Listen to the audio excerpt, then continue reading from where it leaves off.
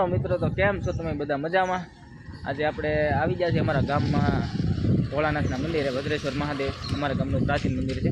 તો આજનો તમને ઇતિહાસ કહેવાનો છે ને તમને બધાને દર્શન કરાવવાના છે. શ્રાવણ મહિનો આવી ગયો છે એટલે તમને બધાને આપણે દર્શન કરાવવાના છે. બીજો સોમવાર છે. પહેલા સોમવારે તો અમે નો દર્શન કરાવી શક્યા, પણ આ સોમવારે બીજા સોમવારે દર્શન કરાવી દઈએ તમને. હાલો, તો હર હર મહાદેવ. વિડીયો છેલ્લે સુધી બિના રહેજો. હાલો, લાઈક કરો, સબસ્ક્રાઇબ કરો, શેર કરો, કોમેન્ટ કરી દેજો નીચે. મિત્રો, તો આ છે અમારા ગામનું પ્રાચીન મંદિર. આ મંદિર પરથી આજનું ભાદરોડ ગામનું નામ પડ્યું હોવાની સ્થાનિક ભાવિકોમાં ચર્ચા છે. પહેલા ભોજકટ ગામ તરીકે પ્રાચીન ઓળખવામાં આવતું હતું. ભાદરડી નદીને ભદ્રશિલા નદી કહેવામાં આવતી હતી. ભગવાન શ્રી કૃષ્ણએ આજના કત્પર એટલે પ્રાચીન સમયના કુંદરપુરના રાજા ભીમકની પુત્રી રૂક્ષ્મણીનું હરણ કર્યું હતું, જેથી તેના ભાઈને પ્રતિજ્ઞા કરી હતી કે રૂક્ષ્મણીને પરત લાવ્યા વિના નગરમાં પ્રવેશ કરીશ નહીં. ભગવાન શ્રી કૃષ્ણ અને બલભદ્રને તેની સાથે ભોજકટ નગર એટલે કે આજના ભાદરોડ ગામે ભયંકર યુદ્ધ કર્યું હતું, જેમાં ભગવાન શ્રી કૃષ્ણના ભાઈ અને શેષનાગ અવતાર બલભદ્ર ભારે ક્રોધાયમાન થયા. રૂકમયાની તમામ સેનાનો નાશ થયો હતો. રૂકમયાની અડધી મૂછ અને દાઢી ભદ્ર થતાં પણ બલભદ્રનો ગુસ્સો શાંત થયો ન હતો. ત્યારે ભગવાન શ્રી કૃષ્ણએ શાંતિના દેવ ભગવાન આશુતોષની રેતીના બાણની એટલે કે રેતીની શિવલિંગ બનાવી સ્થાપના કરી, જેનું નામ ભદ્રેશ્વર મહાદેવ રાખ્યું અને મહાદેવના વિધિવ્રત પૂજન અર્ચના કર્યા બાદ દ્વારકા તરફ ગયાનો ઇતિહાસ છે. હાલો મિત્રો, તો હવે મહાપૂજાની તૈયારી થઈ ગઈ છે. હમણાં થોડીક જ વારમાં મહાપૂજા શરૂ થઈ જશે. એટલે આપણે બધાને આરતી લઈને મહાદેવ મૂર્તિના છે એ દર્શન કરાવવાના છે. આપણે એનો વ્યૂ બતાવવાનો. છોકરા બધા જો રમે.